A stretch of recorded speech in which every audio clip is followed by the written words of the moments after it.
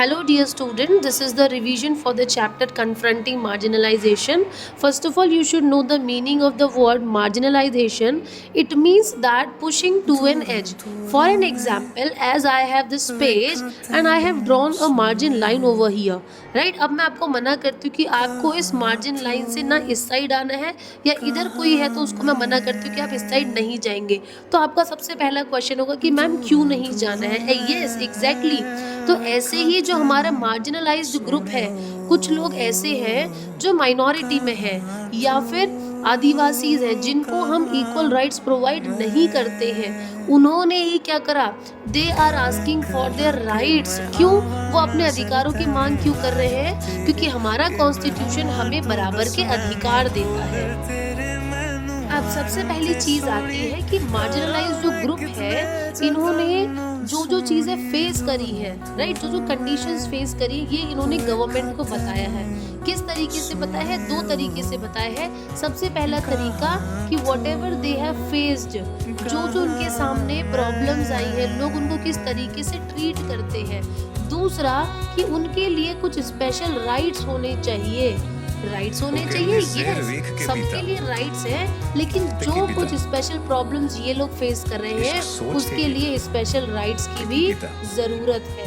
और वो special rights कौन से हैं? हमारा आर्टिकल 15 और हमारा आर्टिकल 17 के लिए कुछ ऐसे राइट्स देता है जिसके थ्रू ये अपने आप को प्रोटेक्ट कर सकते हैं. अब मैं आपको आर्टिकल 15 याद करने का तरीका बहुत इजी आपको ट्रिक दे देती हूँ. 15 5 + 1 is equal to 6, right? EQUALS. अब इसमें भी हमारे पास क्या है? 6 लेटर्स हैं, ठीक है.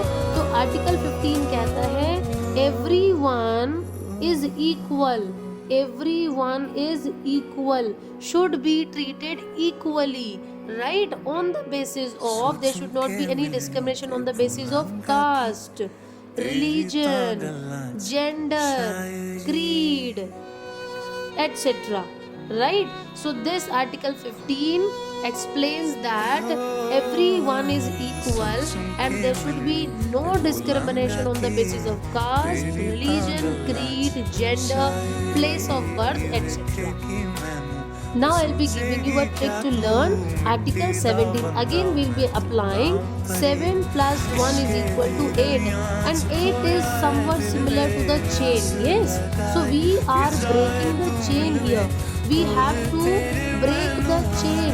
And कौन सी चेन को तोड़ने की बात कर रहे हैं?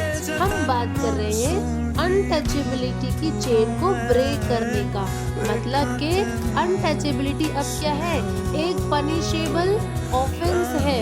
आप अगर किसी को अनटचेबल बोलते हैं या अनटचेबिलिटी उसको फील कराते हैं तो आपको सीधा क्या हो सकती है? पनिशमेंट हो सकती है, आपके अगेंस्ट FIR जा सकती है.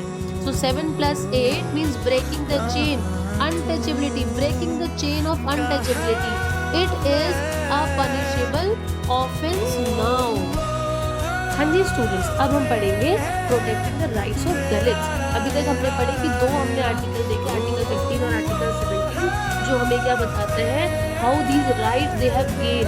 जो दलित्स हैं, जो आदिवासीज हैं, जो माइनॉरिटीज हैं, उन्हें राइट्स कैसे मिले, राइट, आर्टिकल 15 और आर्टिकल 17.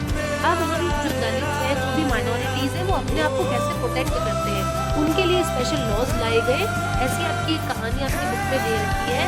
जगमालपुर एक गाँव है जहाँ पर एक लड़का है जिसका नाम है रत्नाम, राइट, और वो एक दलित फैमिली को बिलोंग करता है. तो उसके सदियों से ये रिचुअल चलता आ रहा है कि जो दलित फैमिली के लोग हैं, वहाँ के जो पंडित है, पुजारी है, उनके पैर धोएंगे. लेकिन पैर धोने के बाद वो ये रिचुअल तो कर रहे हैं, लेकिन उन्हें मंदिर में कभी एंट्री नहीं करती है. तो इसके लिए रत्नाम ने क्वेश्चन किया.